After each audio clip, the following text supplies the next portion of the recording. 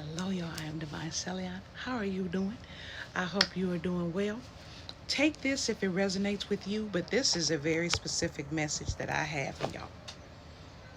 So I was sitting up here and I was like, I can't seem to figure this life thing out. And no sooner did I say that, did a thought say, Divine, first of all, you know the saying, nothing is true, but everything is permitted? I'm like, yeah. What does that mean? That means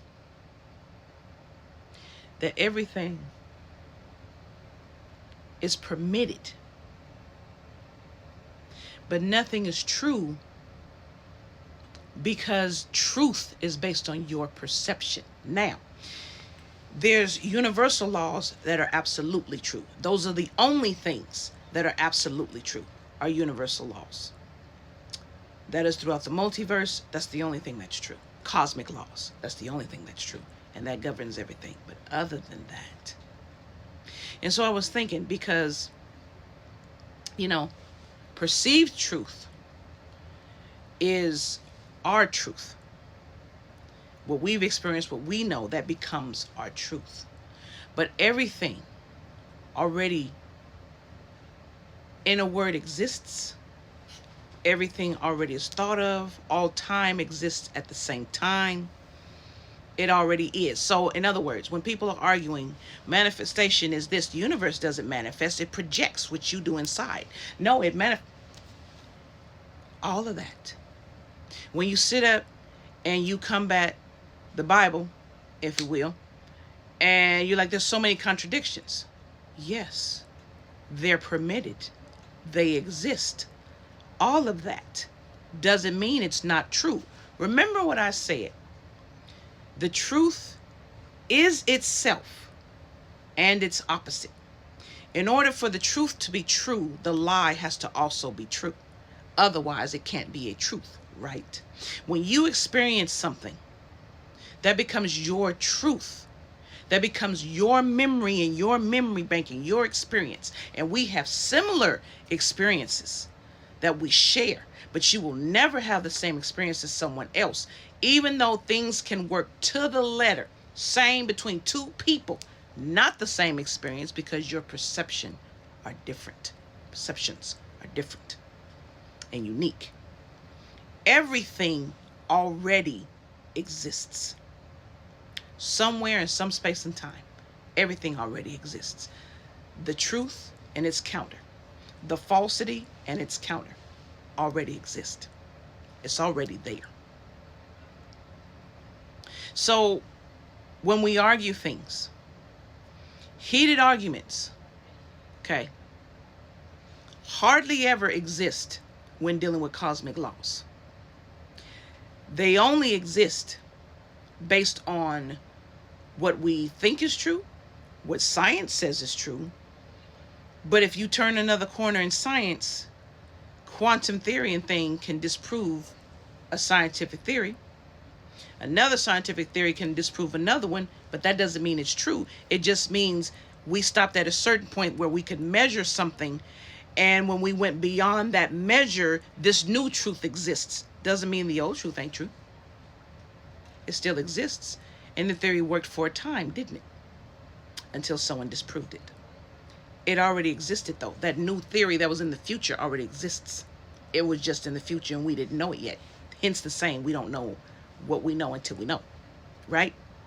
So my point is, we argue things with people when many times both things are true. You will never know the full truth unless you're dealing with a cosmic law. Ooh. And then something came to me and said, you're dealing with the fulcrum. That's what you're dealing with, a fulcrum. And at any time, any one of these things, of all things that exist, can pop up and be for you and anyone else at any time.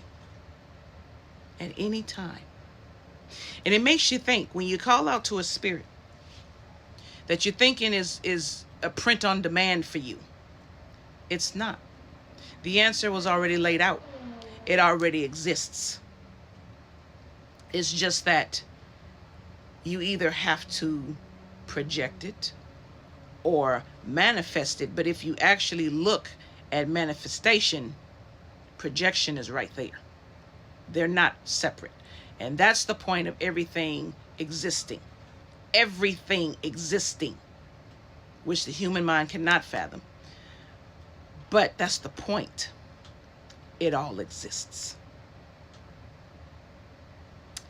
Every fact, every rebuttal, every hypocritical statement, every contradiction is also true. It depends on your perception and how you apply it and where you put it. Now, I know a lot of people, that can't be true, that then that means the truth is not the truth. Is it? And they'll say, well, of course it's not a truth. It's an illusion and it's made up. But even if it's an illusion and it's what you're living, it is your truth for the time, isn't it? It is your truth for the moment until you find out it wasn't true. But until you find that out, it is your truth. Think about that. One of the things in walking in compassion I learned, or I'm learning, is that you must accept people where they're at and where their truth is at, where their perceived truth is at, because that's all they know. And because we know that that's all they know, we have the wherewithal to say, you know what?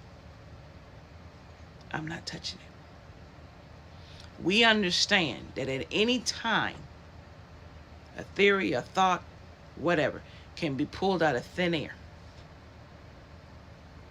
And you're listening to their understanding. And you're discerning. And you're paying attention. And you're feeling. And some of us are hearing. And we're like, you know what? We know. Not touching it. We're going to keep our peace intact. Not touching it. See, my loves, stop getting hung up on who's right and who's wrong. There is no who's right or who's wrong. There is nothing except the universal laws that are absolute. Nothing. That's absolute, because everything exists already. Time, past, present, future, already moving in one. Everything existing, already moving in one. What is there to argue? Really, I want you to really sit up and think, what is there to argue? And what is the point of being right when most of the time you're only right over yourself, and half the time, half of us are not, because we can't see beyond an ego or our hurt or what someone said. But how many times do we get triggered over that hurt and it was true what that other person fucking said? Because it all can exist. It's all allowed. Free will says so. So, my question to you is, when you're arguing, what are you arguing? And why are you? Do you really have to? And what does it prove? If everything exists, then there's nothing to argue. Hence why compassion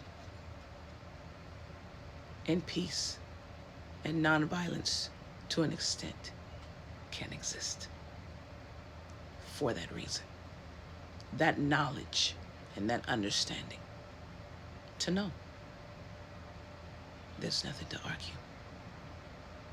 Because our lives are personal. And personal accounts. I love you. Just food for thought. Namaste.